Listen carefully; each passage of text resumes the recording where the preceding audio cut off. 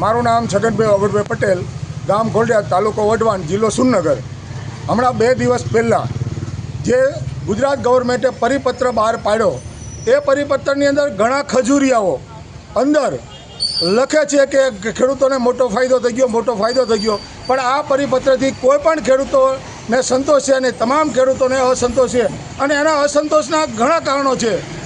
પ્રથમ હું જો તમને કહું તો આ પરિપત્ર જે છે ને, એ કેન્દ્ર સરકારે 21/3/2025 જે બહાર પાડ્યો હતો, એની શ્યામ ટુ શ્યામ કોપી છે. આમાં કોઈ પણ સચિવ હોય કે કોઈ પણ રાજકીય નેતા હોય કે કોઈ પણ મંત્રીએ પોતાની કોઈ પણ પ્રકારની બુદ્ધિ વાપરી નથી. એ હમૂતનો એની અંદર તો 4 ગણા પૈસા, બજાર વેલ્યુના 4 ગણા પૈસા આપવાની વાત હતી. આની અંદર હમૂતના ઘટાડી અને એમને 2 ગણા પૈસા આપવાની વાત કરી છે.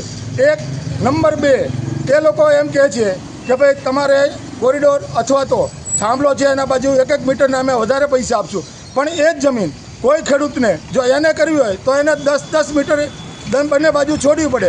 તો આની અંદર એને ક્યાં વધારાના પૈસા મળ્યા? 1 મીટરની જગ્યાએ ગમે ત્યારે ભવિષ્યમાં એને કરવાની થાય તો એને કોરિડોર હોય તોય ભલે અને થાંભલો હોય તો ભલે, અને 10 મીટર છોડવી પડે.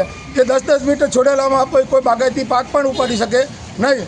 નંબર 3, કે એ લોકોએ જે ઉલ્લેખ કર્યો છે કે ભાઈ એક સાથે અમે તમને બધા પૈસા આપી દઈશું. તો એક સાથે બધા પૈસા આપે તો ખેડૂતોને 2 અથવા 3 વખત પાક નુકસાની થાય. એ પાક નુકસાની શું આની પણ કોઈ પણ પ્રકારની આ પરિપત્રની અંદર સ્પષ્ટતા કરવામાં નથી આવી. એ લોકોએ નક્કી કર્યું કે ભાઈ આની અંદર 3 જણની કમિટી બનાવવામાં આવશે. તો 3 જણની જે કમિટી બનાવે એમાં એક કલેક્ટર અથવા તો એના સમકક્ષાના કોઈ પણ અધિકારીનો વેલ્યુનર હોય, એક કંપનીનો વેલ્યુનર હોય અને એક ખેડૂતનો વેલ્યુનર હોય.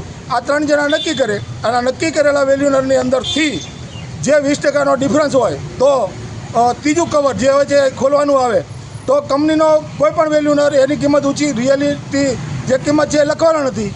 કલેક્ટરશ્રી પણ એવી કિંમત લખવાના નથી અને જે ખેડૂતની કિંમત છે એ એને મળવાની નથી. એટલે એ બાબતે પણ ખેડૂતોને અસંતોષ છે.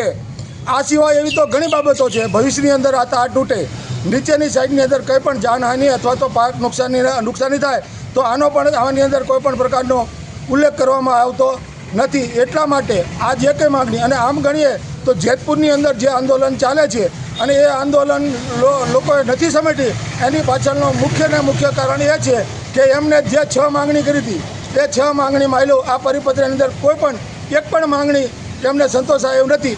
એટલે જ આ જે છે એ આંદોલન ચાલુ છે. અને એટલા માટે જ જે કોઈ વ્યક્તિઓ ખેડૂતની વિરુદ્ધમાં ખોટી કોમેન્ટો કરતા હોય અને ખોટી બાઇટો આપતા હોય એને મારી નમ્ર અપીલ છે કે એક વખત આપ રિયાલિટી જુઓ. આની સાથે વિસંગતતા એ પણ છે કે એ જ્યારે ભાવ નક્કી થશે ત્યારે જિલ્લા લેવલના ભાવ નક્કી થશે, પણ એ ગ્રામ્ય લેવલના કરે તો ગ્રામ્ય લેવલની અંદર જમીનોની અંદર પણ ઘણો ડિફરન્સ હોય છે. એક ખેતર રોડની બાજુમાં પડતું હોય તો એના ઊંચા ભાવ હોય છે, એક ખેતર દૂર પડતું હોય તો એના નીચા ભાવ હોય છે. નંબર 2, કોઈ ફળદ્રુપ જમીન હોય તો એના ઊંચા ભાવ હોય છે અને કોઈ ખારસવાળી અથવા પિયતવાળી બિનપિયત જમીન હોય તો એના ઓછા ભાવ છે. એટલે આ પરિપત્ર છે એ માત્ર ને માત્ર ખેડૂતોને લીલીપોપ આપી અને કોઈપણ સંજોગોની અંદર જેતપુરવાળું આંદોલન સમેટી જાય એવી મનીષા સાથે રાતે 12 વાગે આ પરિપત્ર બહાર પાડવામાં આવ્યો છે.